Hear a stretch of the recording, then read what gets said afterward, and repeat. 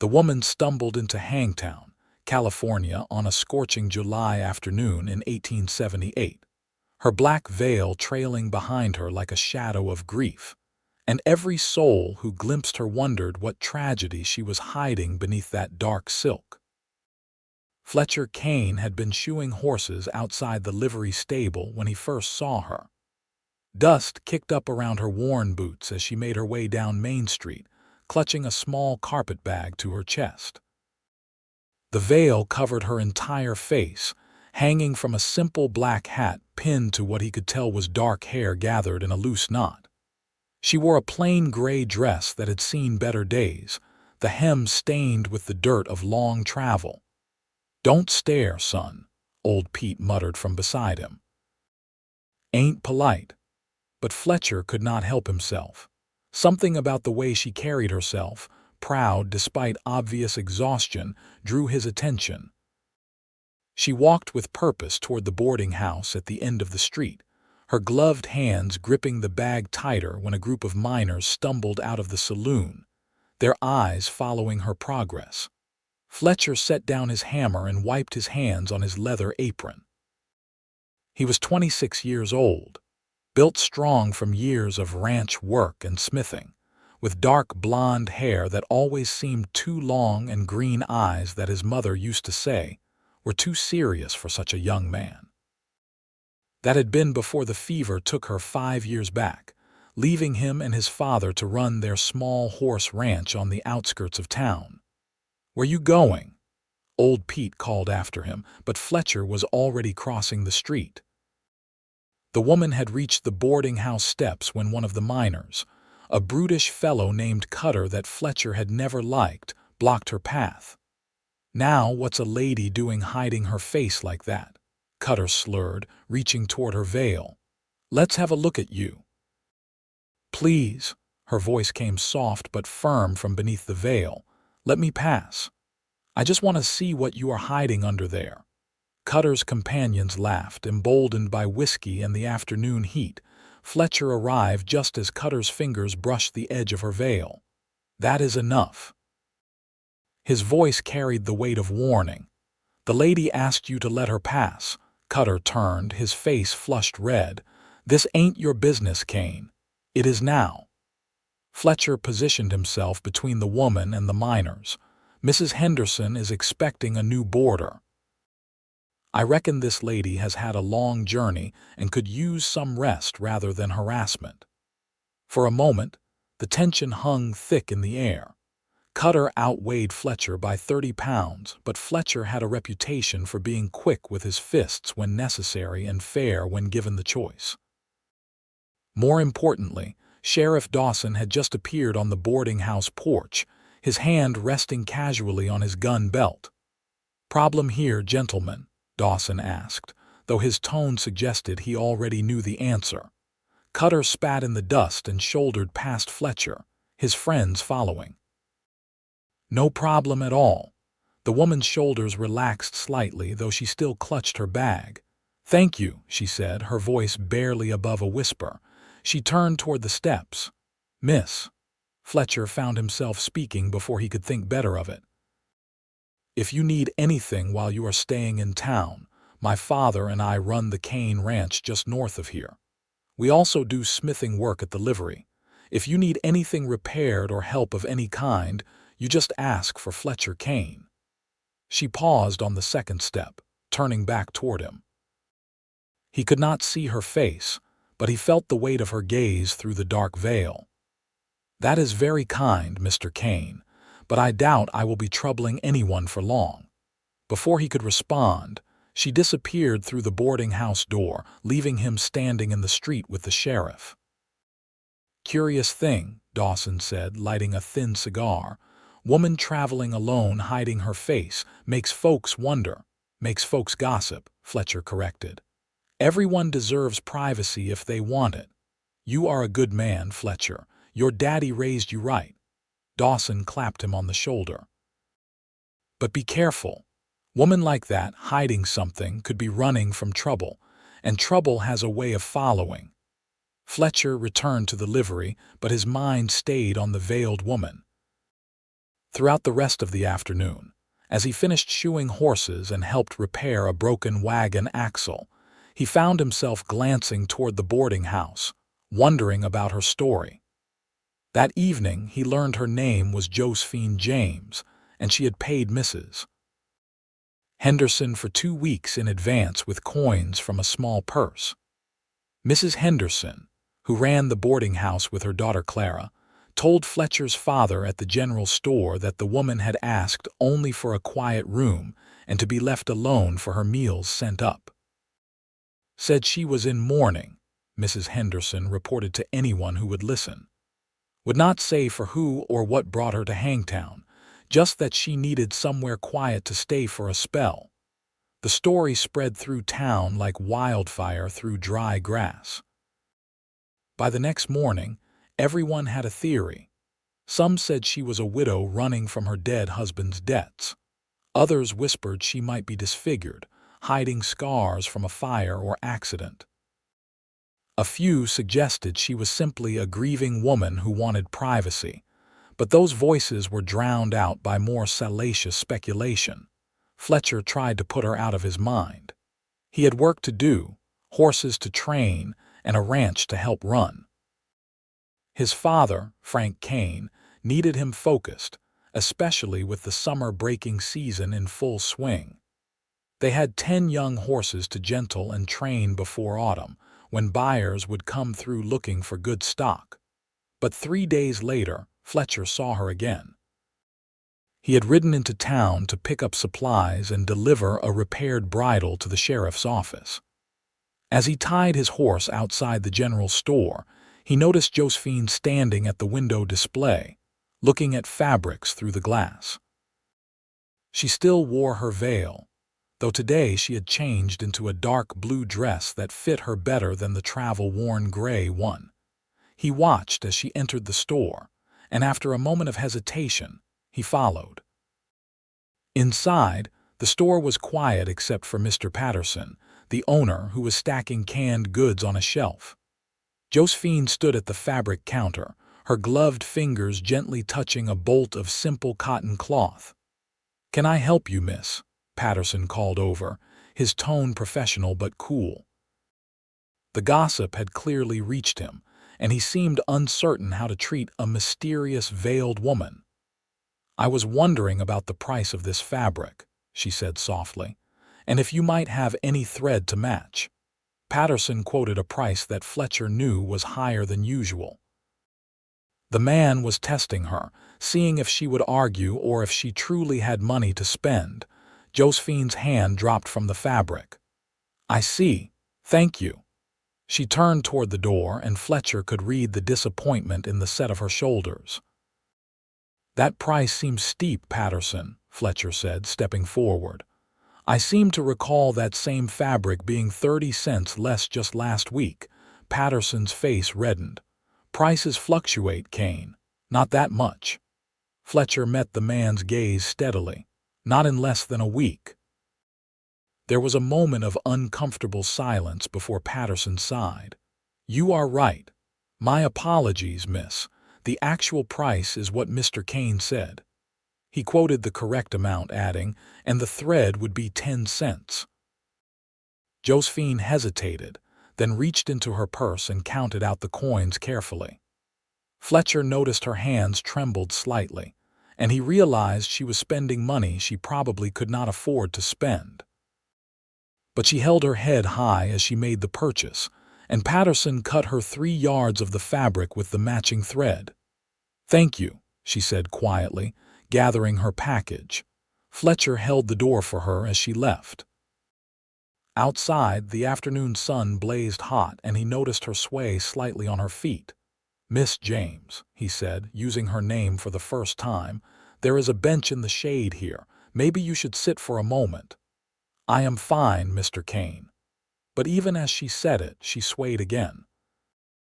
Without thinking, Fletcher steadied her with a hand on her elbow. Through the fabric of her dress, he could feel how thin she was, as if she had not been eating properly. "Please, just sit for a moment. Let me get you some water." This time she did not argue. She sank onto the bench outside the general store, her package clutched in her lap. Fletcher ducked back inside and returned with a tin cup of water from Patterson's barrel. She reached for the cup, then hesitated. Her hand went to her veil, and Fletcher realized the problem. She could not drink without lifting it. "I will turn around," he offered immediately, pivoting to face the street. "You take your time." He heard the rustle of fabric, then the sound of her drinking. After a long moment, she said, "You may turn back, thank you." When he faced her again, the veil was back in place. She held out the empty cup, which he took. "You are very kind, Mr. Kane, kinder than I deserve." "Everyone deserves kindness," he said, settling onto the bench beside her but leaving a respectful distance. "Especially when they are strangers in a new place." They sat in silence for a moment, watching wagons roll past and townspeople going about their business. Several curious glances came their way, but Fletcher ignored them. "Why did you help me?" Josephine asked finally. "Both just now and the other day with those miners." Fletcher considered the question. "My mother taught me to treat people with respect, especially those who cannot always defend themselves. And I reckon you are in Hangtown for your own reasons, none of which are my business. But that does not mean I should stand by and watch people treat you poorly. Your mother sounds like she was a wonderful woman." "She was." Fletcher smiled at the memory. "She died 5 years ago, but I still hear her voice sometimes, reminding me to do right. I am sorry for your loss." Josephine's voice carried genuine sympathy. "Loss is a terrible burden to carry." "Is that what brought you here? Loss?" She was quiet for so long he thought she would not answer. Then, barely audible, she said, "Yes, loss and shame and the need to hide from a world that does not understand." Before Fletcher could respond, she stood abruptly. "I should return to the boarding house. Thank you again, Mr. Kane, for your kindness." She hurried away, her package held tight, leaving Fletcher with more questions than answers. Over the following days, Fletcher found himself thinking about Josephine constantly. He told himself it was simple curiosity, concern for a stranger in distress. But if he was honest, it was more than that. There was something about her, even hidden beneath the veil, that drew him. The quiet dignity with which she carried herself, the soft voice that held both strength and vulnerability, the mystery of what had brought her to their small mining town. He saw her occasionally in town, always veiled, always alone. She walked to the general store once a week, attended church on Sunday sitting in the back pew where she could slip in and out without much notice, and spent the rest of her time in her room at the boarding house. Mrs. Henderson reported that she was a model boarder, quiet and clean, who sometimes helped with mending in exchange for her meals. Fletcher learned through Clara Henderson that Josephine was skilled with a needle. She had repaired a torn tablecloth so expertly that the damage was nearly invisible.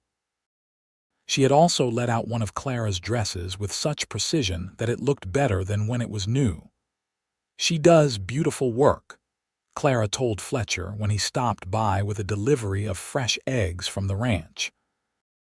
Clara was a sweet girl of 19 who had always been friendly to Fletcher, though he had never encouraged her obvious interest. "But she will not let me see her face. I brought up her supper last night and she made me leave it outside the door." "Maybe she has her reasons," Fletcher said. "Oh, Fletcher, you are always so understanding." Clara touched his arm, smiling up at him. "That is what I admire about you. You see the good in everyone." Fletcher extracted himself politely and headed back to his horse. As he untied the reins, he glanced up at the boarding house windows. On the second floor, a curtain twitched. He thought he saw a figure standing there watching, but the curtain fell back before he could be sure. 2 weeks turned into 3, then 4. Josephine extended her stay at the boarding house, though Mrs. Henderson confided she had negotiated a lower rate in exchange for doing mending and sewing for the other boarders. The work kept her fed and housed, but Fletcher wondered how long she could sustain such an existence. It was late August when things changed. Fletcher had been working in the livery stable, repairing a broken wagon wheel in the intense afternoon heat. He was bent over his work, sweat dripping down his back, when he heard raised voices outside. "I am telling you I can pay," Josephine's voice, usually so quiet, carried an edge of desperation. "And I am telling you that I do not extend credit to strangers who hide their faces," Patterson's voice replied coldly. "Especially when your money is running low." Fletcher set down his tools and stepped outside. Josephine stood at the general store entrance, her posture rigid. Patterson blocked the doorway, his arms crossed over his chest. "Is there a problem?" Fletcher asked, approaching them. "No problem," Patterson said, "just explaining store policy." "I only needed a few supplies," Josephine said, her voice shaking. "Some thread and needles. Mine broke and I cannot do my work without them. I have money, just not on me at this moment. I would bring it tomorrow." "No credit," Patterson repeated. "Not for you." Fletcher felt anger rise in his chest. "What happened to Christian charity, Patterson? She is asking for thread and needles, not gold dust. This is my store, Kane. I run it how I see fit." "Fine." Fletcher pushed past him into the store, grabbed a spool of thread and a packet of needles from behind the counter and slapped coins down. "I am purchasing these. Miss James, they are yours." "Mr. Kane, I cannot accept," Josephine protested. "You can and you will." He pressed the items into her hands. "Consider it payment for a favor you can do me. I have a shirt that needs mending, buttons replaced. My sewing is terrible. If you would fix it, we will call it even." He could tell she wanted to refuse, pride warring with necessity. Finally, she nodded. "Thank you. I will do an excellent job on your shirt. You have my word." They walked together away from the store, Patterson glaring after them. When they were out of earshot, Josephine stopped. "You did not have to do that, I know, but I wanted to." Fletcher studied the veil, wishing he could see her face, read her expression. "Miss James, may I speak plainly, please? You cannot keep living like this. You are running out of money, you are not eating enough, and this town is not kind to those it does not understand. Let me help you. Not with charity, but with work, real work that pays." "I do not understand." Fletcher had been thinking about this for days, ever since Clara mentioned Josephine's sewing skills. "My father and I, we run a ranch. We have 2 ranch hands who live in the bunkhouse, and they are always tearing their shirts, wearing through their clothes faster than I can keep up with mending. And the house itself, it needs a woman's touch. It has been 5 years since my mother passed, and we have let things go. Curtains need mending, linens need proper care. If you would be willing, I could offer you room and board plus wages to do the mending and help with the household tasks." "Mr. Kane, I could not possibly." "Why not?" "Because I barely know you, because it would be inappropriate." "Because I am hiding my face, and you do not even know what I look like or what I am running from." Her voice cracked on the last word. "I do not need to know," Fletcher said gently. "Whatever you are hiding, whatever brought you here, that is your business. I am offering honest work for honest pay. You would have your own room in the main house, privacy whenever you want it. My father is a good man who would treat you with respect, and you would be away from town, away from the gossips and people like Patterson." She was quiet for a long moment. "Why are you doing this?" "Because you need help, and I can offer it." Fletcher paused, then added with complete honesty, "And because I have not stopped thinking about you since the day you arrived in Hangtown. I do not know what is under that veil, and I do not need to know, but I know kindness when I see it. I know strength. And I know that something terrible must have happened to make you hide yourself away from the world. If I can offer you a safe place, even for a little while, then maybe some good can come from whatever bad you have endured." He could hear her breathing, quick and shallow, beneath the veil. When she finally spoke, her voice was thick with emotion. "You are a rare man, Fletcher Kane, but you should not involve yourself in my troubles. I am damaged goods. I am hiding for a reason. Let me be the judge of what I should and should not do." He softened his tone. "Please, at least come see the ranch, meet my father. If you decide it is not right, I will bring you back to town myself, no questions asked. But give yourself the chance at something better than slowly starving while you sew other people's tablecloths." Another long silence stretched between them. A wagon rattled past, and somewhere a dog barked. Finally, Josephine nodded. "All right, I will come see the ranch, but I make no promises. That is all I ask." They arranged for Fletcher to collect her the next morning. He spent the evening explaining the situation to his father, who listened with his characteristic quiet thoughtfulness. Frank Kane was 54 years old, weathered by years of outdoor work but still strong and capable. He had loved Fletcher's mother deeply, and her death had left him quieter, more withdrawn, but he had never lost his fundamental decency. "You are sure about this, son?" Frank asked as they sat on the porch after supper. "Taking in a stranger, a woman hiding her face, folks will talk. Folks are already talking. At least this way she has a roof over her head and honest work." Fletcher leaned against the porch rail. "Something happened to her, Pa. Something bad enough that she cannot bear to show her face. But she is proud and capable. She just needs a chance." Frank was quiet for a moment, then nodded. "Your mother would have done the same. We have the space, and Lord knows this place could use a woman's touch again. But you be careful, Fletcher. Do not let your heart get ahead of your head. We do not know anything about this woman." "I know enough," Fletcher said, though he was not entirely sure what he meant by that. The next morning dawned clear and hot. Fletcher hitched up the wagon and drove into town, arriving at the boarding house just after breakfast. Josephine was waiting on the porch, her small carpetbag beside her.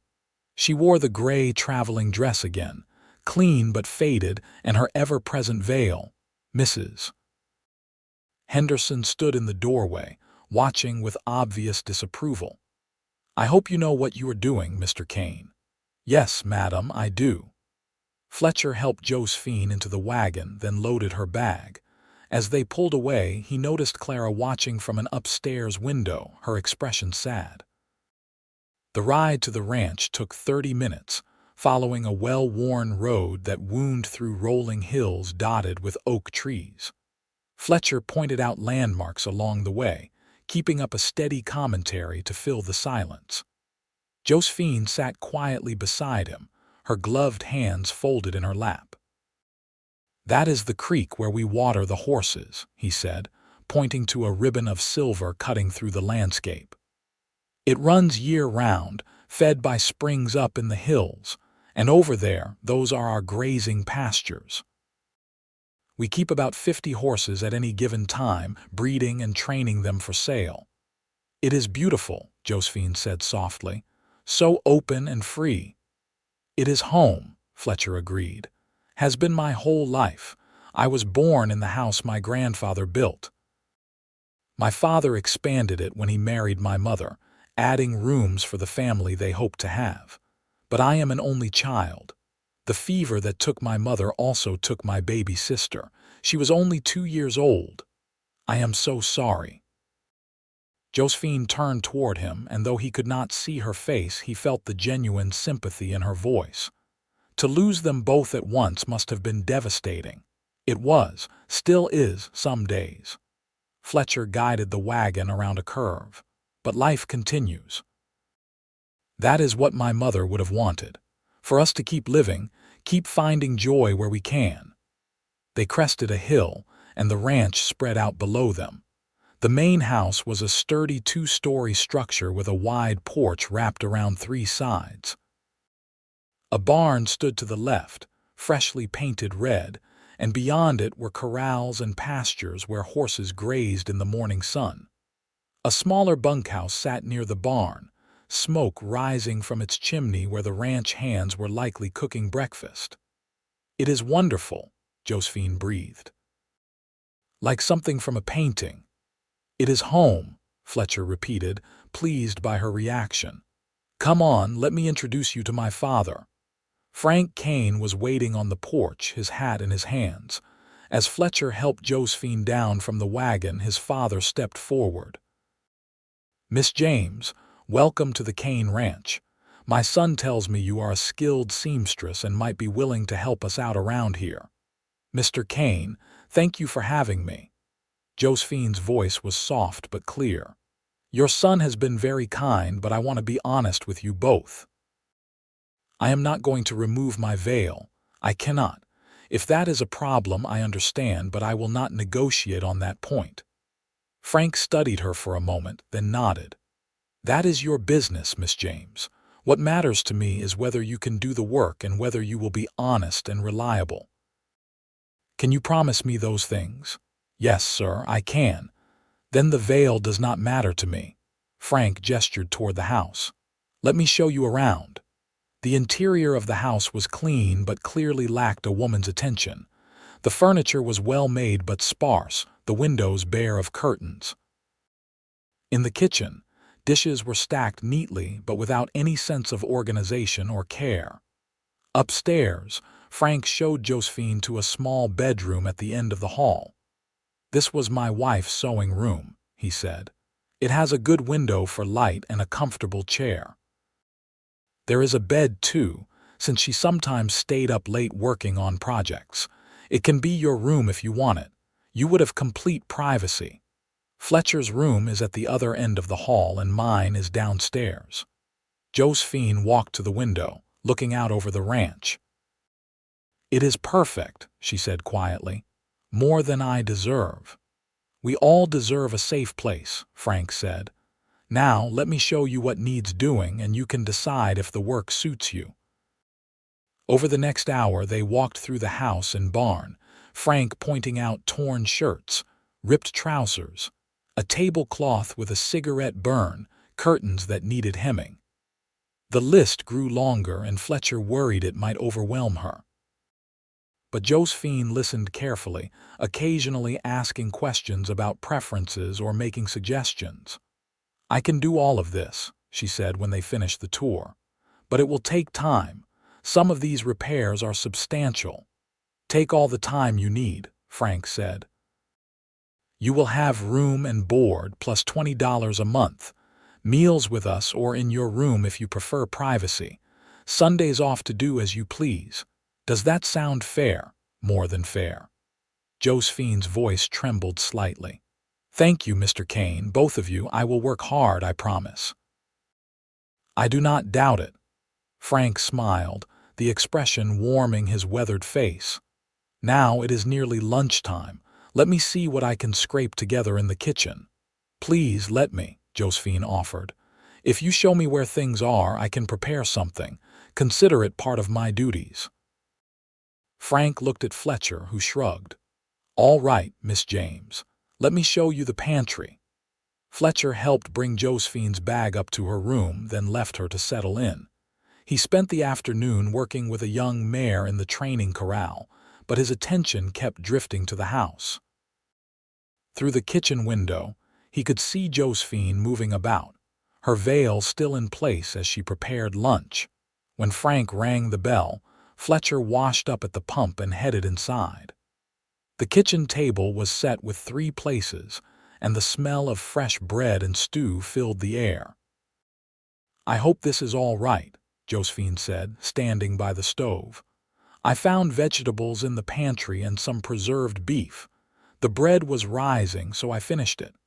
"Smells like heaven," Frank said, taking his seat. "We have been living on my cooking for 5 years, and I can tell you, neither of us has any talent for it." They sat down to eat, and Fletcher watched as Josephine carefully cut her food into small pieces, then lifted her veil just enough to eat without revealing her face. It was a practiced motion, quick and efficient, and he found himself admiring her grace even in this small act of necessary concealment. The meal was delicious, better than anything they had eaten in years. Frank said as much, and Josephine's shoulders relaxed slightly at the praise. "My mother taught me to cook," she said softly. "She said a woman should be able to feed herself and those she cares for. It was one of her gifts to me." "Your mother was a wise woman," Frank said. "Is she still living?" There was a pause, heavy with emotion. "No, she died 3 years ago." "Consumption. I am sorry for your loss." Frank's voice was gentle with shared understanding. "It is hard to lose a parent." They finished the meal in companionable silence, then Fletcher helped Josephine clear the table while Frank went to check on the horses. As they washed dishes together, Fletcher found himself acutely aware of her presence beside him, the soft rustle of her skirts, the graceful movements of her hands. "You did not have to offer me this," Josephine said suddenly. "This job, this place, I am a stranger to you." "Sometimes strangers become friends," Fletcher replied, "and sometimes helping someone is its own reward. You sound like a good man, Fletcher Kane." She handed him a wet plate to dry. "I hope I do not disappoint you." "You will not. You do not know that. You do not know anything about me." Fletcher set down the plate and turned to face her. "I know you have been hurt. I know you are running from something or someone. I know you are proud and strong and trying to survive in a world that has not been kind to you. That is enough for me." She stood very still, and he wished desperately he could see her face, read the emotions there. Finally, she said, "You should not trust me so easily." "Maybe not, but I do." Over the following weeks, Josephine settled into life at the ranch. She rose early, prepared breakfast for the 3 of them, then spent her days working through the mountain of mending and repairs. Fletcher would come in from working horses to find her sitting by the window in her room, needle flying through fabric with practiced efficiency. She transformed the house slowly but surely. Curtains appeared in the windows, clean and neatly hemmed. The linens were all repaired and properly organized. She made new pillowcases, mended every torn shirt and trouser, and even created a beautiful tablecloth from fabric Frank had been storing for years. But she never removed her veil, even when she was alone in the house. Fletcher knew because he had come back unexpectedly one afternoon and found her in the kitchen, still veiled, still hidden. The ranch hands, 2 weathered cowboys named Sam and Dutch, treated her with cautious respect. Frank had made it clear that Josephine was under their protection, and that anyone who bothered her would answer to him. They tipped their hats when they saw her and thanked her politely when she returned their mended clothes. Fletcher found himself falling into a comfortable routine with Josephine. They would eat breakfast together with Frank, then go their separate ways for the morning. At lunch, they would gather again, and Josephine would serve something delicious that she had prepared. In the evenings, after supper, they sometimes sat on the porch together, watching the sun set over the hills. It was during these quiet evening moments that Fletcher learned bits and pieces of her story. She had grown up in St. Louis, Missouri, the only child of a seamstress mother and a father who worked on the riverboats. Her childhood had been modest but happy. Her mother had taught her to sew, and she had shown such talent that by 15, she was taking in her own commissions. "I thought I would have a simple life," she said one evening, her voice soft in the gathering darkness. "Find a good man, have children, continue my mother's work, but life does not always follow our plans." "What changed?" Fletcher asked gently. She was quiet for so long he thought she would not answer. Then, "I fell in love with the wrong man, or perhaps I should say he pretended to love me and I was foolish enough to believe him. Fletcher felt anger stir in his chest at the pain in her voice. What did he do? He made me promises he did not keep. He took what he wanted and left me ruined. She turned her veiled face toward him. I am not a good woman, Fletcher. I am exactly what people would call me if they knew the truth. You are a woman who trusted someone who did not deserve it, Fletcher said firmly. That does not make you bad, that makes you human. You are too kind. I am honest. He leaned forward, elbows on his knees. Whatever happened to you, whatever this man did, it does not define you. You are more than your worst moment. You do not know that.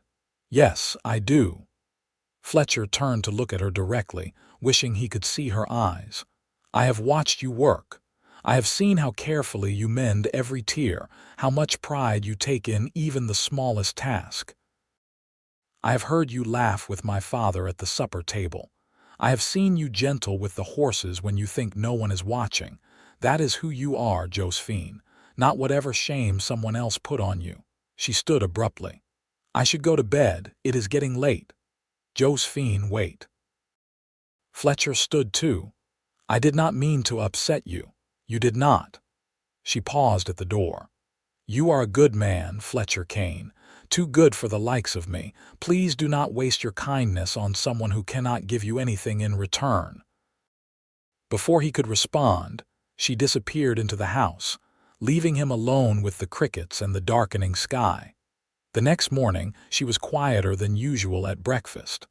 Fletcher did not push, just maintained his normal routine.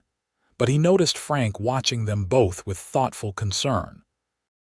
Later that day, while Fletcher was working with a particularly stubborn gelding in the round pen, his father joined him. You are getting attached to her, Frank said without preamble. Fletcher did not see any point in denying it. Yes. Does she feel the same? I do not know. Maybe. But she is so determined to keep me at a distance, to keep everyone at a distance. Frank leaned against the fence, his expression serious. Son, I know you care about her. That is clear as day, but you need to be careful. She is hiding more than just her face. Until she is ready to trust you with the truth, there is only so close you can get, I know. Fletcher wiped sweat from his forehead. But I cannot help how I feel, Pa.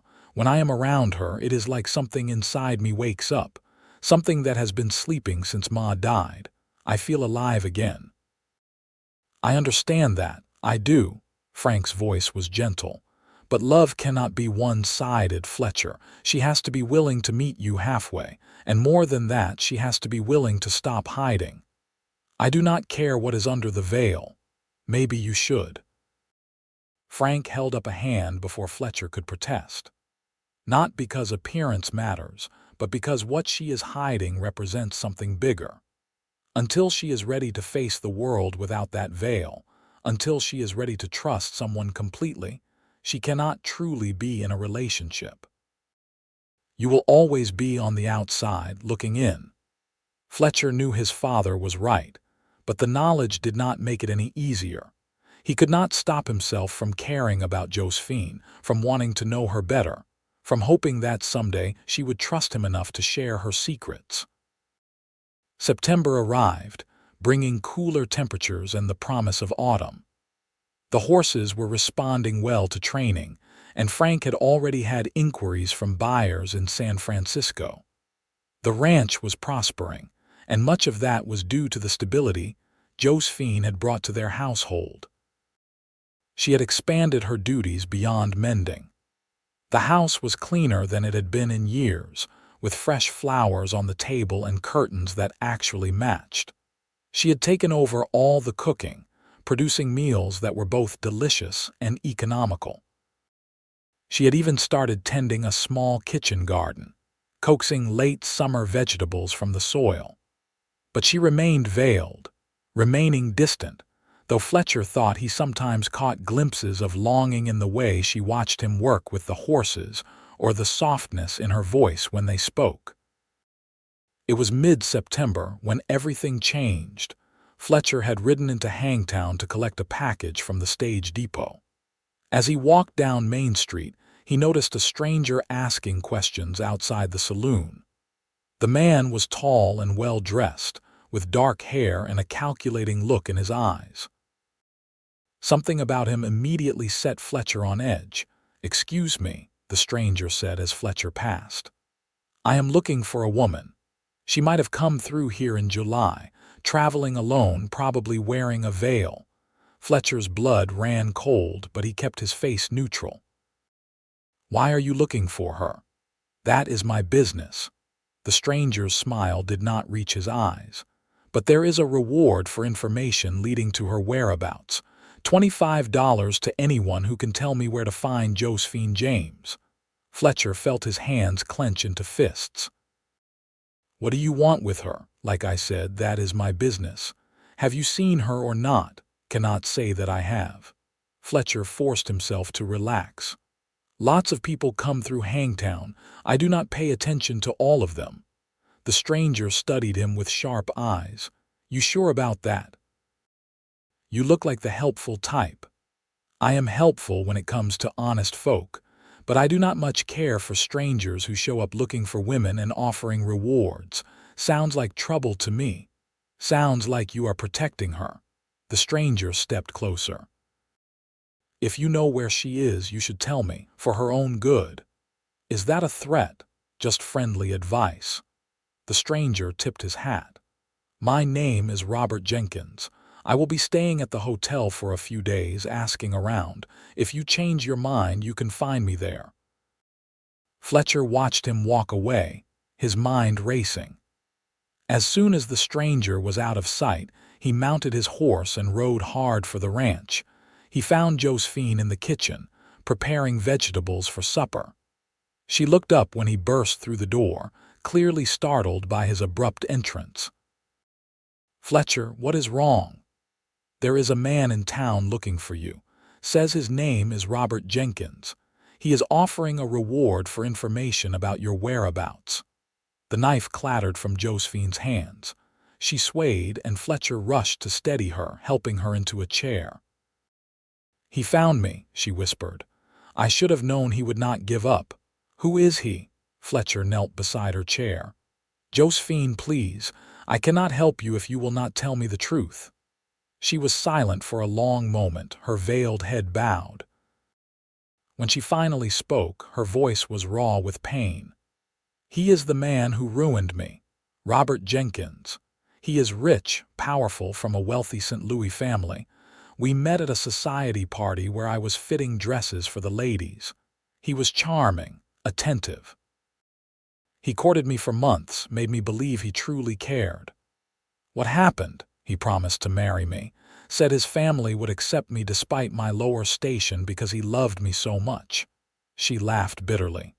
"I was so naive. I believed every word. And when he said he wanted to be with me before the wedding, that it was acceptable because we were engaged, I trusted him." Fletcher felt sick. He lied. Of course he lied. There was never going to be a wedding. Once he had what he wanted, he disappeared. I was left pregnant and alone. My mother was still alive then, barely, dying from consumption. I told her the truth and it broke her heart. She died thinking I had ruined our family name. That was not your fault. Was it not? Josephine's voice rose with anguish. I was the one who believed his lies.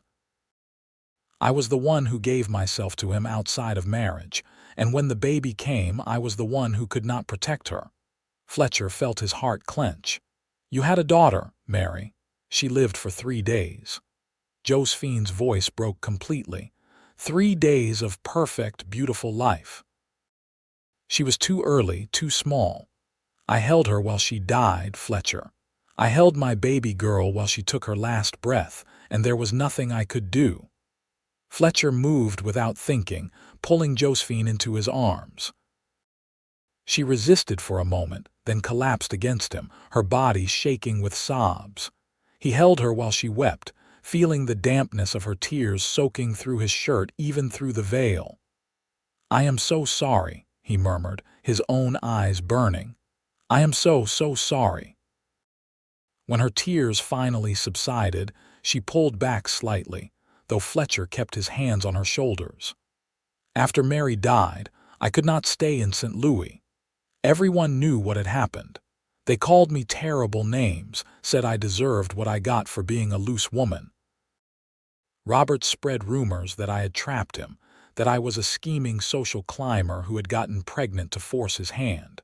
No one believed my side of the story. Why is he looking for you now? Because I am the only evidence of his sins. Before I left St. Louis, I went to his family home. I told his parents what he had done, showed them the letters he had written me promising marriage. I thought they should know what kind of man their son really was. She took a shaky breath. His mother was horrified, wanted to make it right, but his father was furious. He said I was a liar trying to extort money from them. He threatened to have me arrested for slander. But you had proof. I did. I do. I kept all of Robert's letters. They are in my bag, hidden in the lining. They prove he promised marriage, that he knew about the baby. If those letters became public, they would ruin his reputation. His family is trying to arrange a marriage for him to a senator's daughter. A scandal like this would destroy everything. Fletcher understood now. So he is hunting you to get the letters back. And to silence me permanently, I imagine. Josephine stood, moving to the window. I should never have come here. I have put you and your father in danger. I should leave before he finds me. You are not going anywhere. Fletcher's voice was firm. This ranch is your home now. And I will not let that bastard hurt you again. Fletcher, you do not understand. He has money, influence. He can make life very difficult for you. I do not care. Fletcher moved to stand beside her. Josephine, you have been running for long enough. It is time to stop hiding and face this man. I cannot. Her hand went to her veil. You do not understand. He did more than break my heart and leave me with child. When I confronted him one last time before leaving St. Louis, he attacked me. In his rage, he burned me. Fletcher felt rage unlike anything he had ever known surge through him. He burned you, a candle. He held it to my face, said if I ever told anyone the truth, he would make sure no one would ever look at me without disgust. He wanted to mark me, brand me as his to destroy. Her voice was hollow. I suppose he succeeded. I cannot bear to look at myself anymore. The scars are hideous. That is why you wear the veil. Yes, I am damaged beyond repair inside and out. That is why I begged you not to look under my veil, Fletcher, because what you will see there will disgust you. I am monstrous now. Fletcher's heart ached with a combination of fury at Robert Jenkins and overwhelming tenderness for Josephine. You are not a monster. You are a survivor, and those scars do not define you any more than what he did to you. You say that now, but you have not seen me. Then show me. Fletcher surprised himself with the words, but once spoken, he knew they were right. Show me what he did, Josephine. Stop hiding from me. Stop hiding from the world. He has taken enough from you. Do not let him take your face too. I cannot. Her voice was panicked. You will be repulsed. You will look at me with pity or horror, and I could not bear that. Not from you. I could never look at you with anything but admiration and care. Fletcher moved closer, his voice gentle but insistent. Josephine, I have been falling in love with you since the day you arrived in Hangtown. I love your strength, your grace, your determination. I love the way you hum while you sew and the way you are patient with the horses. I love your kindness and your fierce pride. Nothing under that veil could change how I feel. You do not mean that. I do. He reached up slowly, giving her time to pull away. Please, let me see you, all of you. Fletcher, please do not ask this of me. I have to, because until you trust me enough to show me, we cannot move forward, and I want to move forward with you, Josephine. I want a future where you do not have to hide. He could hear her breathing, rapid and frightened beneath the veil. His hand was inches from the black silk now, waiting. If I show you, she whispered, and you cannot bear to look at me, promise you will not lie. Promise you will just walk away. I would rather lose you than see false pity in your eyes. I promise. Fletcher met where her gaze would be through the veil, but I know I will not want to walk away. Slowly, with trembling hands, Josephine reached up and removed her hat. Then, with a deep breath that seemed to take all her courage, she lifted the veil. Fletcher saw the damage immediately. The right side of her face bore the evidence of her trauma. Burned scars ran from her temple down to her jaw, the skin puckered and discolored. Her right eyebrow was partially gone, and the edge of her lip pulled slightly from the scarring. But he also saw so much more. He saw warm brown eyes filled with fear and hope. He saw high cheekbones and a determined chin. He saw a beautiful woman who had been hurt but not destroyed. He saw Josephine, fully revealed for the first time. His heart did not recoil. Instead, it swelled with such overwhelming emotion that he felt tears prick his own eyes. "Oh, Josephine," he breathed, reaching up to cup her face gently in his hands, careful of the scarred side. "You are beautiful." A sob escaped her throat. "Do not lie to me." "I am not lying." He traced the line of her unmarred cheek with his thumb, then carefully, reverently, did the same to the scarred side. "You are the most beautiful woman I have ever seen. These scars, they tell a story of survival. They show that you endured something terrible and kept going. How could that be anything but beautiful? Most people would be horrified. Then most people are fools." Fletcher leaned forward and, with infinite tenderness, pressed a kiss to her scarred temple. "You are not defined by what was done to you. You are defined by how you rose above it." Josephine broke down completely, tears streaming down her face. Fletcher pulled her close, holding her as she cried, letting years of shame and pain finally release. When she could speak again, she looked up at him with wonder. "You really do not find me repulsive?" "Never." He smiled, wiping tears from her cheeks with gentle fingers. "I find you extraordinary. And if you will let me, I would very much like to help you face Robert Jenkins and make sure he can never hurt you again." "How?" "He is powerful, Fletcher. He has connections. And we have the truth. And those letters." Fletcher's expression hardened. "A man who would do what he did to you, who would leave you pregnant and alone, who would scar you to silence you, that man deserves to face justice. We have to tell Sheriff Dawson everything. The sheriff might not believe me, or he might be in Robert's pocket. Rich men buy a lot of loyalty. Dawson is a good man, an honest one." Fletcher took her hands. "But even if he were not, we are not going to let Jenkins intimidate us. Tomorrow we go into town together. You, me, and my father. We tell Dawson everything, we show him the letters, and we make sure Jenkins understands that you are not alone anymore." "I am frightened," Josephine admitted. "I know, but you are also brave. You have been brave every day since you came here. You just need to be brave one more time." He squeezed her hands. "And I will be right beside you, I promise." She searched his face, and whatever she saw there seemed to give her courage. "All right, we will face him together." That evening, Josephine ate dinner at the table without her veil for the first time. Frank did not react with shock or pity when he saw her face, just nodded approvingly. "About time you trusted us," he said gruffly. "You have a kind face, Miss Josephine. Nice to finally see it." She laughed, the sound watery but genuine. "Thank you, Mr. Kane."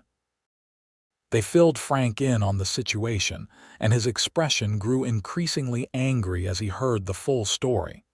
When Josephine finished, he slammed his fist on the table. "That bastard should hang for what he did. Pardon my language, Miss Josephine." "I agree with the sentiment," she said quietly.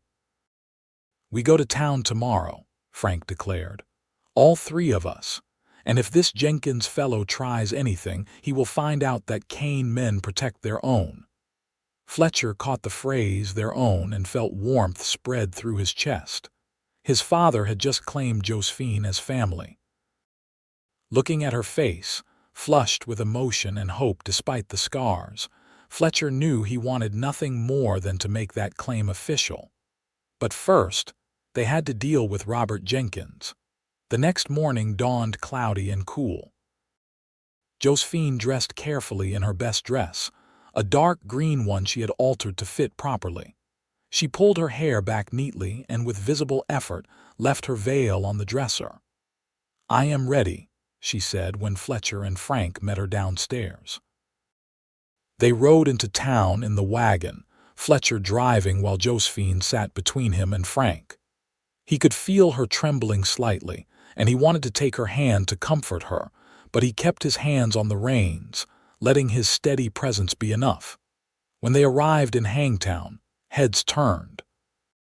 News had spread that the mysterious veiled woman was living at the Kane ranch, and people had been gossiping about it for weeks. Now, seeing her without the veil, showing her scars to the world, caused a ripple of shocked whispers. Fletcher ignored them all, helping Josephine down from the wagon with careful courtesy. Frank fell in on her other side, and together they walked toward the sheriff's office. Sheriff Dawson looked up from his desk when they entered. His eyes widened slightly at the sight of Josephine's uncovered face, but to his credit, he recovered quickly. "Fletcher, Frank, Miss James, what can I do for you? We need to talk to you about a man who arrived in town yesterday," Fletcher began. "His name is Robert Jenkins." "Ah, yes. He has been asking a lot of questions about a veiled woman." Dawson looked at Josephine. "I am guessing that woman is you." "Yes, sir." Josephine's voice was steady despite her obvious nervousness. "And I need to tell you why he is looking for me." Over the next hour, Josephine told her story. She spoke clearly and calmly, though Fletcher could see the toll it took. She showed Dawson the letters which she had brought in her bag. The sheriff read them carefully, his expression growing darker with each page. "These letters prove he promised to marry you," Dawson said finally. "And that he knew about the pregnancy. That is serious, Miss James.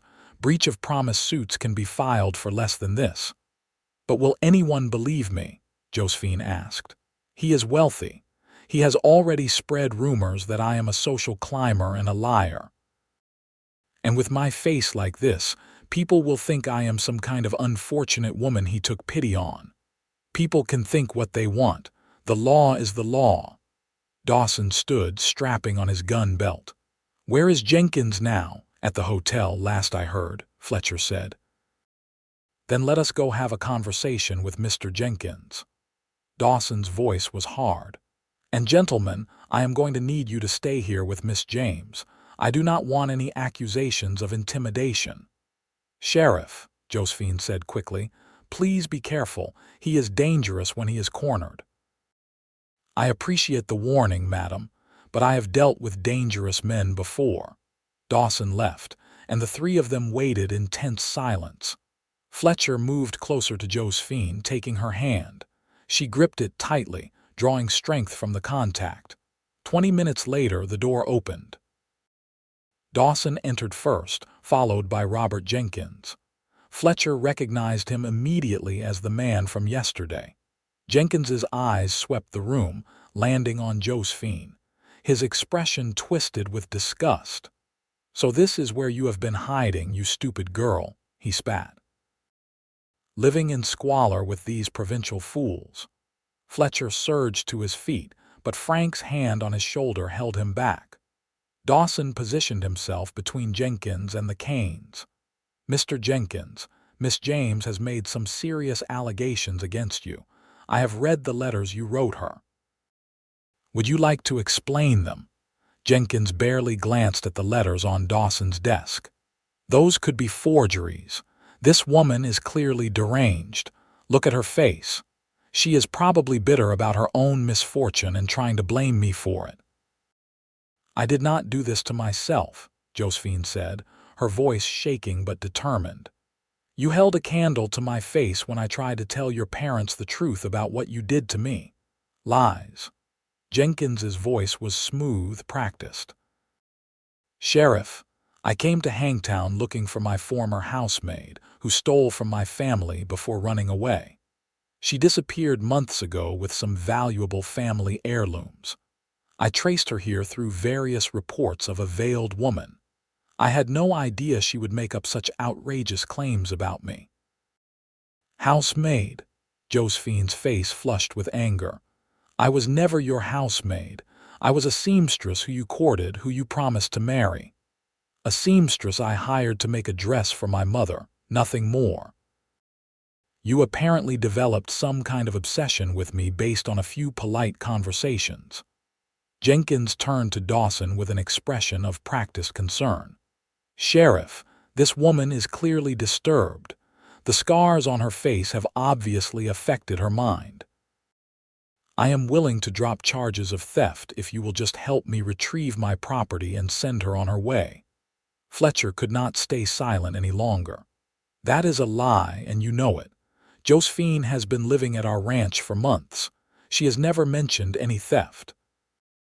She came here to escape you and what you did to her. And who are you? Jenkins looked Fletcher up and down with contempt. Her latest protector. Tell me, did she spin you the same sad story? Promise you she was innocent and wronged. It is quite a performance. I am sure she has had lots of practice. Fletcher took a step forward, his fists clenched. You should stop talking. Or what? You will hit me. Go ahead, assault me in front of the sheriff. That will really help your case. Jenkins laughed coldly. You are all pathetic. A scarred woman, a dusty cowboy, and a backwater sheriff who does not understand how the real world works. I understand plenty, Dawson said, his voice dangerously quiet. I understand that you wrote these letters promising marriage. I understand that Miss James has maintained the same story consistently. And I understand that a man who would threaten and demean people the way you are doing right now is likely capable of much worse. Those letters prove nothing except that I was polite to someone my mother hired. Jenkins's confidence never wavered. And as for her story, of course she has maintained it. She has had months to perfect the details. But where is her proof? Where is any evidence beyond some old letters and her word? My baby, Josephine said suddenly. My baby is buried in St. Louis. Mary Jenkins. I put your name on her grave marker. If we contact the cemetery, they will have records. For the first time, Jenkins's composure cracked. You had no right to use my name. She was your daughter. I had every right. Josephine stood facing him directly. She died because she came too early, too small. She died because I had no support, no help, no resources while I was carrying her. She died because you abandoned us both. Even if there was a baby, which I doubt, it was not mine. You probably were with dozens of men. I was with one man. You. Josephine's voice rose. You courted me for months. You wrote me love letters. You promised me a future. And when I gave you what you wanted, you threw me away like garbage. Then, when I tried to tell the truth, you did this. She gestured to her scarred face. You marked me so that no one would ever want me, so that I would spend the rest of my life hiding in shame. You are insane. Sheriff, I demand that you arrest this woman for slander and theft. Dawson picked up the letters, fanning them out. Mr. Jenkins, I have read every one of these letters carefully. In them, you repeatedly promise marriage. You discuss plans for a future together. You even mention in this one here that you cannot wait to introduce her to your family once the time is right. These are not the letters of a man to his mother's hired seamstress. These are love letters. They are taken out of context. Context. Dawson's laugh was humorless. Let me tell you about context, Mr. Jenkins. I have seen a lot of men in my time as sheriff. Rich men, poor men, honest men, and liars. And I know a liar when I see one. You have been lying since you walked through that door. You cannot prove anything. Maybe not beyond all doubt, but I can make your life very uncomfortable. I can contact authorities in St. Louis. Ask them to investigate your story about theft. I can verify Miss James's story about the baby's grave. I can forward these letters to your family and to the family of this senator's daughter you are supposedly courting." Dawson leaned forward. "How do you think that will look, Mr. Jenkins? Even if you convince everyone that you are innocent, the scandal alone will probably kill your engagement, and in your circles, reputation is everything."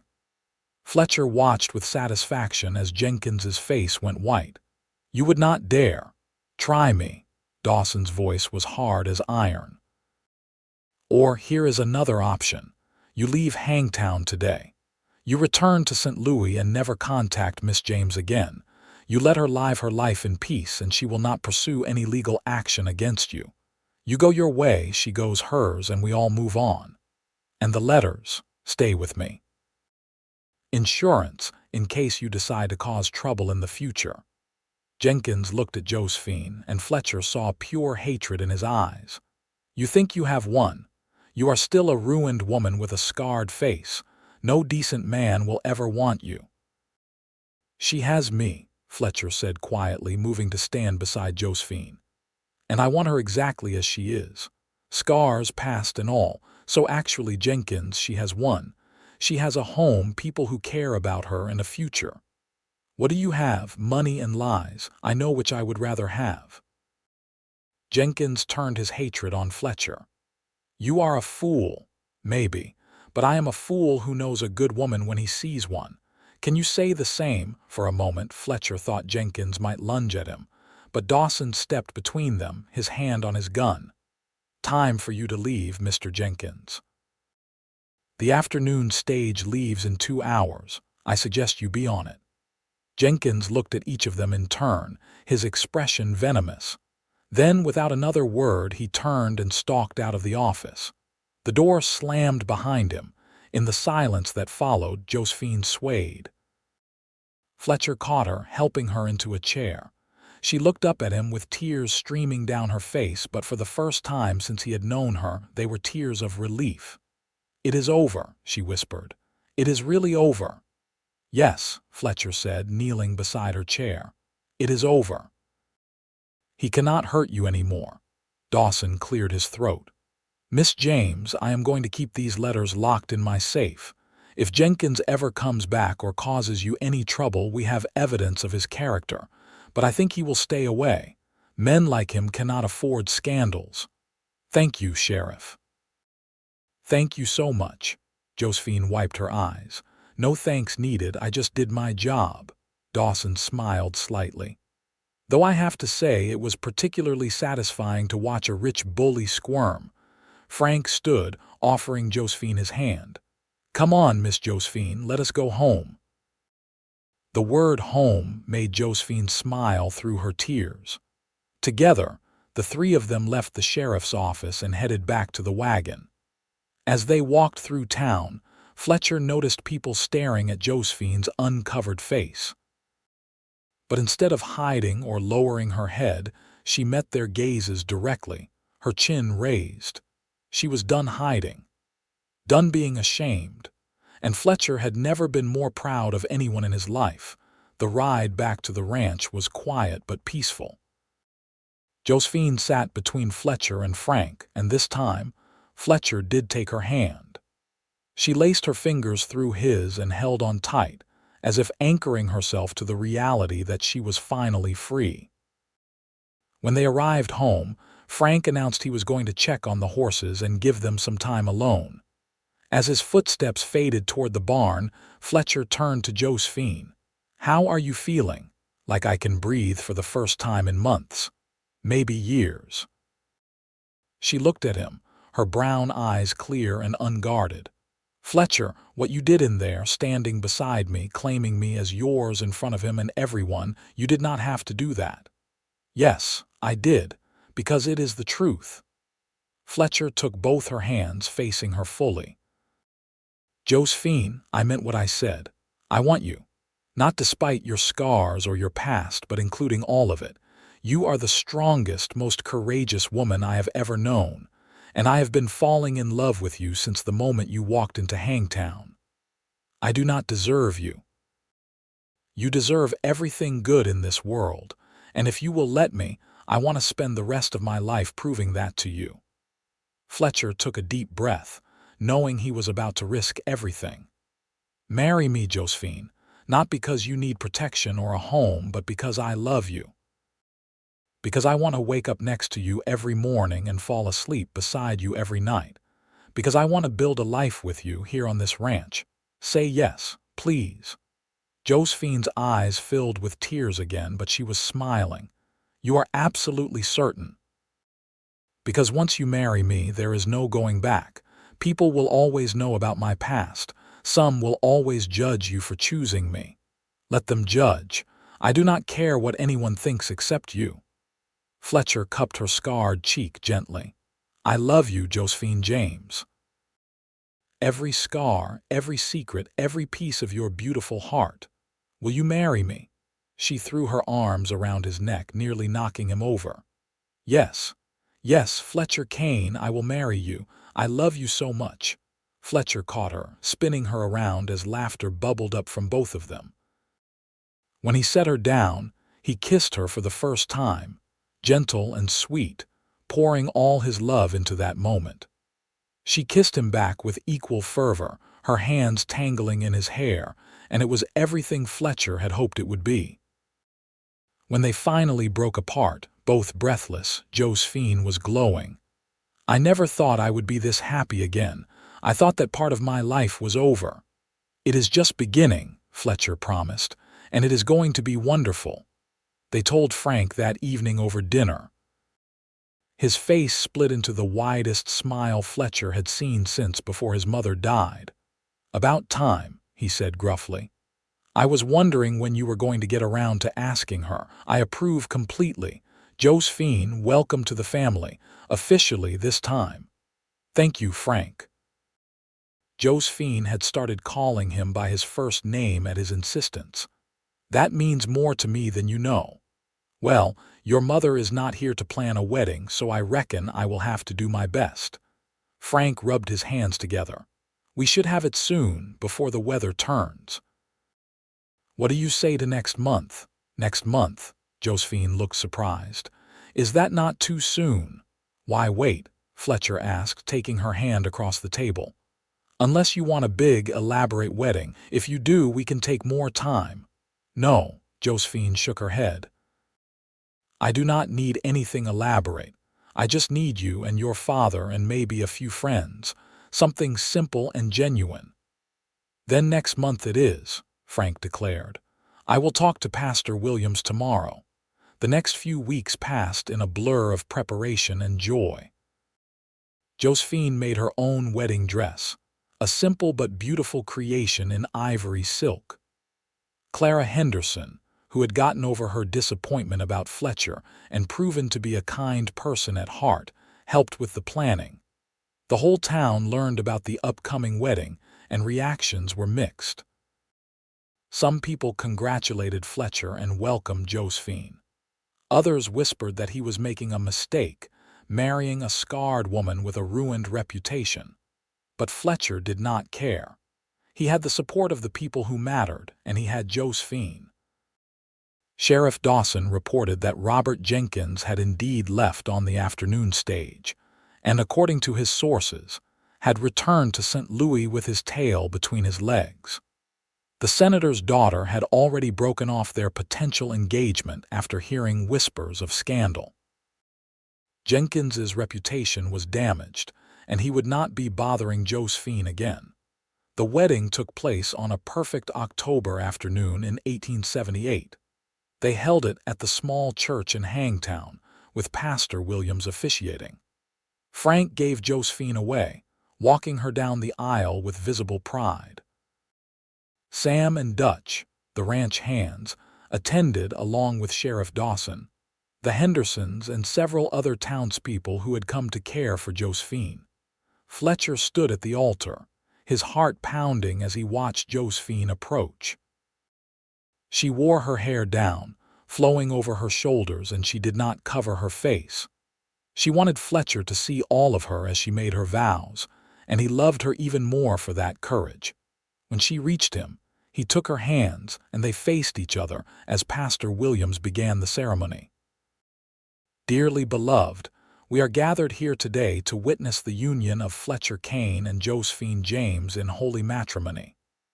The pastor continued with the traditional words, but Fletcher barely heard them. He was lost in Josephine's eyes, in the love and trust he saw there. When it came time for the vows, he spoke as clearly and firmly. I, Fletcher Kane, take you, Josephine James, to be my lawfully wedded wife. I promise to love you, honor you, and cherish you for all the days of my life. In sickness and in health, in joy and in sorrow, I will stand beside you. You are my heart, my home, and my future. Josephine's voice trembled with emotion as she spoke her own vows. I, Josephine James, take you, Fletcher Kane, to be my lawfully wedded husband. You showed me that I was worthy of love when I thought I never would be again. You saw past my scars to the person I am inside. I promise to love you with everything I have, to support your dreams, and to build a life with you filled with joy and laughter. You are my salvation and my greatest blessing. There was not a dry eye in the church. Even Dutch, the gruff old ranch hand, was wiping at his face with a handkerchief. By the power vested in me, I now pronounce you husband and wife. Pastor Williams smiled. Fletcher, you may kiss your bride. Fletcher cupped Josephine's face in his hands, careful and loving, and kissed her as the congregation erupted in applause. She kissed him back, her arms wrapping around him, and in that moment, Fletcher knew that every choice he had made, every moment that had led him here, had been worth it. They held a simple reception at the ranch, with food and music and dancing under the October sky. Josephine laughed more than Fletcher had ever heard, spinning in his arms as they danced to a fiddle player Dutch had brought from town. Frank watched them with satisfaction, toasting them with his glass raised high. To my son and his beautiful bride, he called out, may your love last as long as the mountains stand. Hear, hear, everyone echoed. As the sun set and guests began to drift away, Fletcher and Josephine found themselves alone on the porch, watching the stars emerge in the darkening sky. She leaned against him, his arm around her shoulders, and sighed contentedly. Are you happy? Fletcher asked. Happier than I ever dreamed possible. She turned to look up at him. A year ago I was alone, terrified, hiding from the world. Now I have a home, a family, and a husband who loves me. It is more than I deserve. It is exactly what you deserve. Fletcher kissed her forehead. And this is just the beginning. We have our whole lives ahead of us. I want children, Josephine said suddenly. I know that is frightening after what happened with Mary, but I want to try again. I want to fill this house with love and laughter. Then we will. Fletcher smiled. As many children as you want, and they will be lucky to have you as their mother. And you as their father, she kissed him softly. Thank you, Fletcher, for seeing me, for loving me, for giving me a future I thought I had lost forever. Thank you for trusting me, for being brave enough to show me who you really are. I love you, Josephine Kane. I love you too. They stayed on the porch long into the night, talking about their dreams and plans, holding each other as the stars wheeled overhead. And when they finally went inside to begin their life together as husband and wife, both of them knew they had found something precious and rare.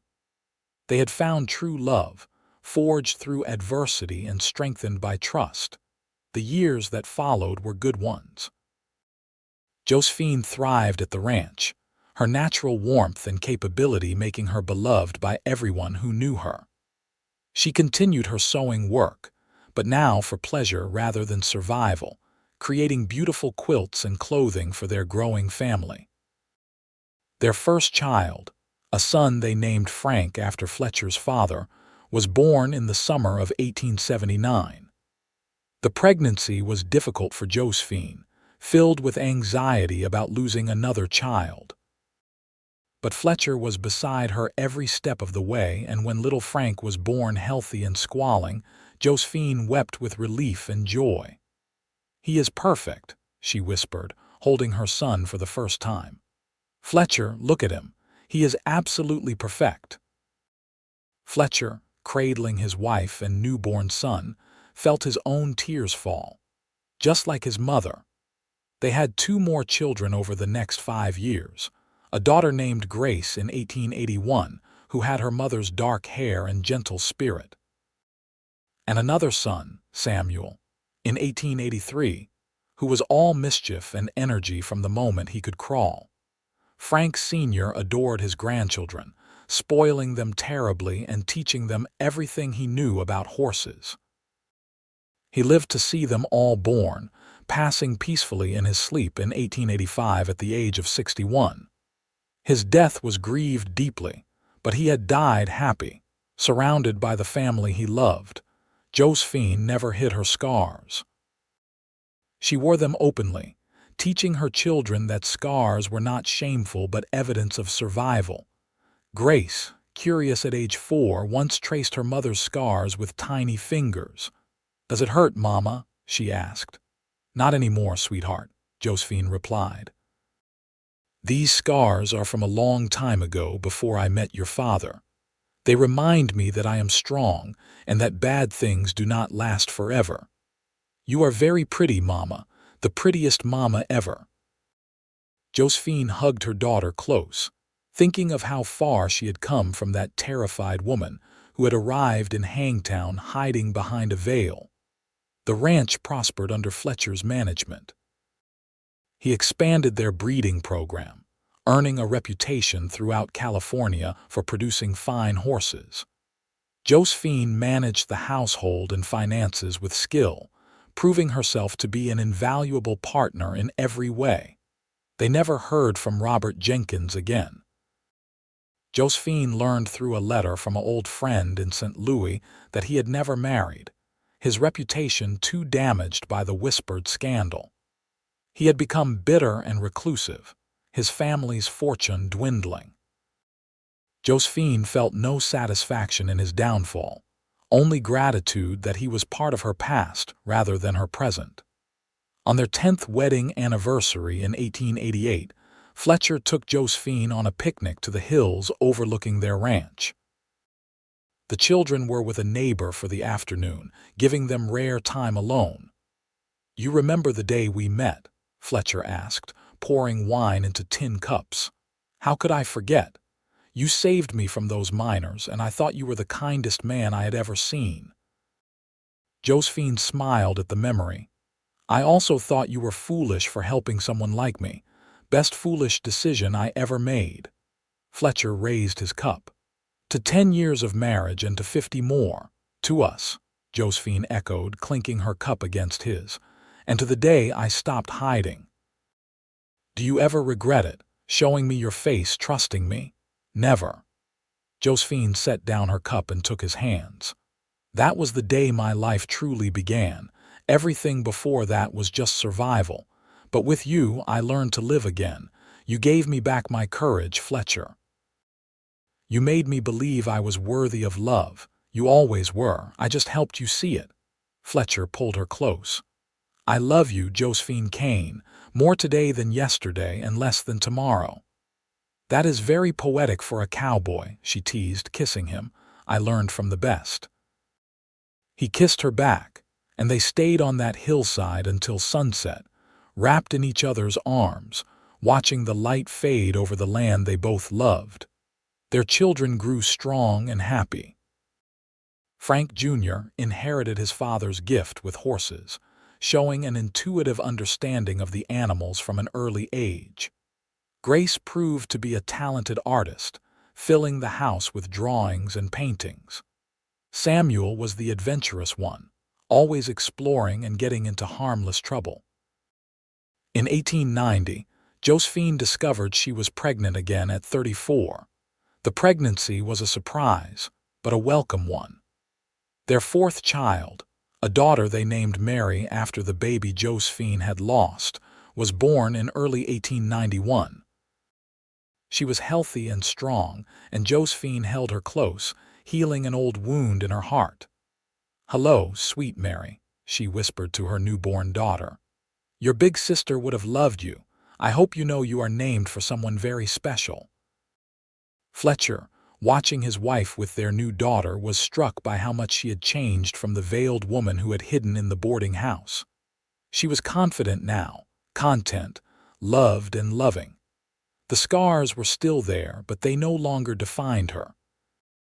They were just part of her story, no more or less important than anything else she had experienced. As the century drew to a close, the Kane family remained a pillar of the Hangtown community. Josephine was known for her charity, often taking in women who needed help or refuge. She never forgot what it was like to be alone and desperate, and she made sure no woman in her orbit would suffer the way she had. Fletcher continued to build their ranch, eventually passing on his father's techniques to Frank Jr., who showed every sign of being an excellent horseman and businessman. He was proud of all his children, watching them grow into capable, compassionate adults. One evening in the summer of 1898, Fletcher and Josephine sat on their porch, much as they had 20 years earlier. Their children were grown now, or nearly so. Frank Jr. was 20, helping run the ranch. Grace was 17, engaged to a nice young man from Sacramento. Samuel was 15 and already taller than his father. Little Mary was 7, the beloved baby of the family. "We have had a good life," Josephine said, her hand in Fletcher's. At 42, there were silver threads in her dark hair and lines around her eyes from years of smiling. But to Fletcher, she was as beautiful as the day he had first seen her face. "The best life," Fletcher agreed. He was 46 now, still strong but with his own gray hairs and weathered skin. "Do you remember how scared you were when you first came here?" "Terrified," Josephine admitted. "I thought I would never be happy again. I thought my life was over at 22, but you proved me wrong. You showed me that endings can become beginnings. You did the hard work. You found the courage to trust again, to love again. I just provided the opportunity. You provided everything." Josephine leaned her head on his shoulder. "A home, a family, a life filled with joy. I could never repay you for that. You repay me every day just by being here, by choosing me, by building this life with me." Fletcher kissed the top of her head. "I am the lucky one, Josephine. I got to marry my best friend, the strongest woman I know." They sat in comfortable silence, watching the sun set over the hills they both loved. In the distance, they could hear their children's voices, laughing and calling to each other. The ranch was alive with the sounds of family, of home. "Fletcher," Josephine said after a while. "Yes, love, thank you for looking under my veil, for insisting on seeing me when I begged you not to. If you had walked away that day, I do not know what would have become of me. I could never have walked away." Fletcher smiled, remembering that pivotal moment 20 years ago when Josephine had finally trusted him enough to remove her veil. His heart had not recoiled in horror as she had feared. Instead, it had melted with love, just as it continued to melt every day when he looked at her. "You were always beautiful to me. The scars, the fear, the pain, none of it mattered. I saw you, the real you, and I loved everything I saw." "You saved me," Josephine said softly. "We saved each other," Fletcher corrected gently. "You taught me that love is about seeing past the surface to the person underneath. You taught me that courage is not the absence of fear but the decision to move forward despite it. You made me a better man, Josephine." She turned to him, cupping his face in her hands. "And you made me whole again. You gave me back myself." They kissed as the last rays of sunlight faded, sealing 2 decades of love and partnership with that simple gesture. When they finally pulled apart, both were smiling. "Come on," Fletcher said, standing and offering his hand. "Let us go inside. I believe Grace made her famous apple pie for dessert." "Your favorite," Josephine said, taking his hand and letting him pull her to her feet. "One of many," Fletcher replied, tucking her hand into the crook of his arm as they walked into the house together.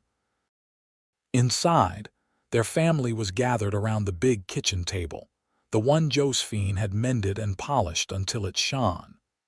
Frank Jr. was telling a story that had Grace and Samuel laughing, while little Mary colored pictures at the corner of the table. The house smelled of apples and cinnamon, and the lamps cast a warm, golden glow over everything. This was home. This was love. This was everything Josephine had thought she had lost forever, and everything Fletcher had hoped to find. Together, they had built something beautiful from the ashes of pain and loss. As Fletcher looked around at his family, at the life he and Josephine had created together, he felt profound gratitude, not just for what they had, but for every step that had led them here. Even the painful steps, the scary ones, the moments of doubt and fear, because all of it had been necessary to bring them to this moment, this beautiful, perfect moment. "Papa, Mama, come sit," Mary called, patting the bench beside her. "I drew you pictures." They joined their family at the table, Josephine admiring Mary's drawings while Fletcher cut slices of pie for everyone. The conversation flowed around them, comfortable and loving, filled with teasing and laughter and the occasional bickering that was part of any family. This was what Fletcher had promised Josephine all those years ago. This was the future he had asked her to trust him to build. And looking at her now, surrounded by their children, her face alight with joy despite the scars she bore, he knew they had succeeded beyond his wildest dreams. The woman who had begged him not to look under her veil had become his wife, his partner, the mother of his children, and the love of his life. The cowboy whose heart had melted at the sight of her true face had become her husband, her protector, her best friend, and the father of her children. Together, they had created not just a family, but a legacy of love that would continue long after they were gone. Their children would remember that love looks past scars and sees the beauty underneath. That courage is about facing your fears rather than hiding from them. That home is not a place, but the people you choose to love. As the evening wore on and the children eventually drifted off to bed, Fletcher and Josephine found themselves alone in their bedroom. She sat at her vanity, brushing out her long hair, while he watched from their bed. "What are you thinking about?" she asked, catching his eye in the mirror. "I am thinking about how incredibly blessed I am, how lucky I was that you walked into Hangtown that day." "I was the lucky one," Josephine countered, setting down her brush and crossing to the bed. She slipped under the covers beside him, nestling into his arms in the familiar way of long married couples. "You gave me a second chance at life, Fletcher. You gave me everything." "We gave each other everything," Fletcher said, holding her close. "That is what love is. Not one person saving another, but two people choosing to walk through life together, supporting each other, lifting each other up." "When did you become so wise?" Josephine teased gently. "When I married you. You have spent 20 years teaching me about courage and strength and love." "I am a slow learner, but eventually the lessons stick." She laughed, the sound still as musical as it had been when he first heard it. "I love you, Fletcher Kane, more than words can say." "I love you too, Josephine Kane, until my last breath and beyond."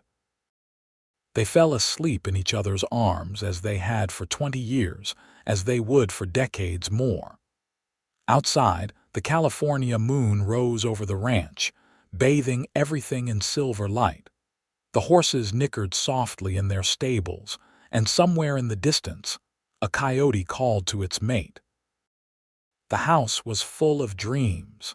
Frank Jr. dreamed of the horses he would train. Grace dreamed of her upcoming wedding. Samuel dreamed of adventures beyond the ranch, and little Mary dreamed of the pictures she would draw tomorrow. But the sweetest dreams belonged to Fletcher and Josephine Kane, who dreamed of each other, of the life they had built, and of all the tomorrows still to come. Their story had begun with fear and hiding, with scars and shame, but it had become something beautiful. A testament to the healing power of love, to the courage it takes to trust again, to the beauty that can emerge when someone sees past the surface to the treasure underneath. The veiled woman and the cowboy who had insisted on seeing her face. The romance that had saved them both. The love that had healed old wounds and created new joys. This was their happily ever after, hard-won and precious, built on a foundation of trust and sealed with devotion. And it would last, strong and true, for all the days of their lives. Years continued to pass in peace and prosperity. The Kane Ranch became known throughout California not just for its excellent horses, but for the love and care with which it was run. Fletcher and Josephine aged gracefully together, their bond deepening with each passing year. They saw all their children married and settled. Frank Jr. took over the ranch operations completely, proving himself an excellent horseman and a fair employer. He married a kind woman named Elizabeth, and they gave Fletcher and Josephine their first grandchildren. Grace married her young man from Sacramento and became a respected artist, her work eventually displayed in galleries throughout California. She never forgot her mother's lessons about courage and chose subjects for her art that celebrated strength in adversity. Samuel, true to his adventurous nature, became a surveyor, mapping new territories throughout the West. But he always came home to the ranch for holidays, bringing stories of his travels and a growing family of his own. Mary, the youngest, became a teacher in Hangtown, educating a new generation of children with the same compassion and wisdom her parents had shown her. She never married, choosing instead to dedicate her life to education and to caring for her aging parents. In 1915, Fletcher and Josephine celebrated their 37th wedding anniversary. Fletcher was 63 and Josephine was 59. They had weathered everything life had thrown at them, emerging stronger each time. They had 12 grandchildren now, with another on the way, and the ranch was thriving under Frank Jr.'s management. They still lived in the main house, though they had given over the daily running of the household to Elizabeth. But Fletcher and Josephine remained active, Fletcher still working with the horses when his body allowed, and Josephine still sewing and gardening and welcoming anyone who needed help. On a warm spring evening, they sat on their porch as they had done for decades. Mary brought them tea, kissing both their foreheads before heading back inside to grade papers. "We have had a good run," Fletcher said, taking Josephine's hand. His hands were gnarled now with age and work, but they still fit perfectly with hers. "The best run," Josephine agreed.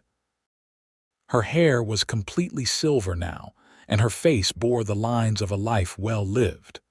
But her eyes were still the same warm brown that Fletcher had first seen under the veil, and they still looked at him with the same love. "You ever think about that day, when you first arrived in Hangtown?" Fletcher asked. "All the time. I think about how close I came to never knowing this happiness. If you had not helped me that day, if you had not insisted on seeing past my veil, I might have spent my whole life hiding. I could not let that happen. Something about you called to me from the very beginning." Fletcher smiled at the memory. "You were so determined to keep everyone away, to protect yourself from more hurt. I was terrified, of being seen, of being judged, of being hurt again." Josephine squeezed his hand. "But you were patient. You showed me that not all men are like Robert Jenkins, that some men, the best men, see a woman's worth regardless of her scars or her past. You made it easy to see your worth. You were strong and capable and kind, even when the world had not been kind to you. How could I not love you?" They sat in companionable silence, watching the sun paint the sky in shades of orange and pink. In the distance, They could see their grandchildren playing in the yard, their laughter carrying on the evening breeze. "We did good, Fletcher," Josephine said softly.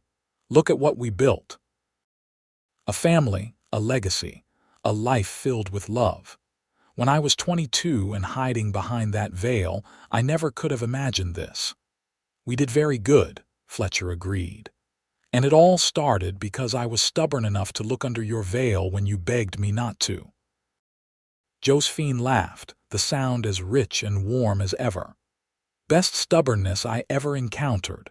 My heart melted when you looked at me that day and did not flinch, when you touched my scars with such gentleness and called me beautiful. You are beautiful. You always have been." Fletcher turned to her, cupping her lined face in his weathered hands. "And I would do it all again exactly the same way. Every moment, every struggle, every joy. All of it led me here to this porch with you beside me. I could not ask for anything more. Nor could I." Josephine leaned forward, kissing him softly.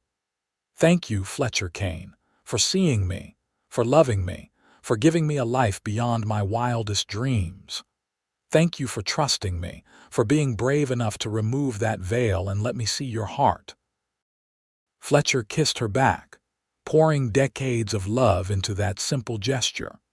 They stayed on the porch until the stars emerged, holding hands and watching their world settle into peaceful night. Mary eventually came to collect them, reminding them gently that the evening air was getting cool and they should come inside. But before they went in, Fletcher pulled Josephine close one more time, whispering in her ear, "I love you, Mrs. Kane. Today, tomorrow, and forever." "Forever," Josephine echoed, her heart full. "That is exactly how long I will love you." They walked into their home together, surrounded by the evidence of a life well lived and a love that had conquered everything thrown against it: the veiled woman and the cowboy, the scarred survivor and the man whose heart had melted. Together, they had created something beautiful, something lasting, something that would echo through generations. And in the end, that was the greatest triumph of all. Not that they had overcome adversity, though they had. Not that they had built a successful ranch, though they had done that too. But that they had proven love could heal the deepest wounds, that trust could be rebuilt, and that sometimes the bravest thing a person can do is let themselves be truly seen. Their story would be told, and retold by their children and grandchildren. The tale of how Josephine James had come to Hangtown in 1878, veiled and afraid, and how Fletcher Kane had insisted on seeing the woman beneath. How his heart had melted not despite her scars, but because of the courage they represented. How their love had transformed both their lives and created a legacy that would last for generations. It was a story of the Wild West, of survival and second chances, of facing down demons both external and internal. But most of all, it was a love story. The very best kind of love story, where two broken people found each other and became whole. And they lived happily ever after, in the truest sense of those words. Not because their life was perfect or without challenges, but because they faced everything together, with love as their foundation and trust as their guide. The cowboy and his veiled bride, united forever in a bond that neither time nor hardship could break. Their love story ended not with fanfare but with quiet contentment, with grandchildren playing in the yard, and a home filled with laughter, with two people who had chosen each other every day for nearly 4 decades, sitting together on a porch and watching the stars emerge. Perfect in its simplicity, profound in its truth, and eternal in its impact, this was their legacy. This was their triumph. This was love.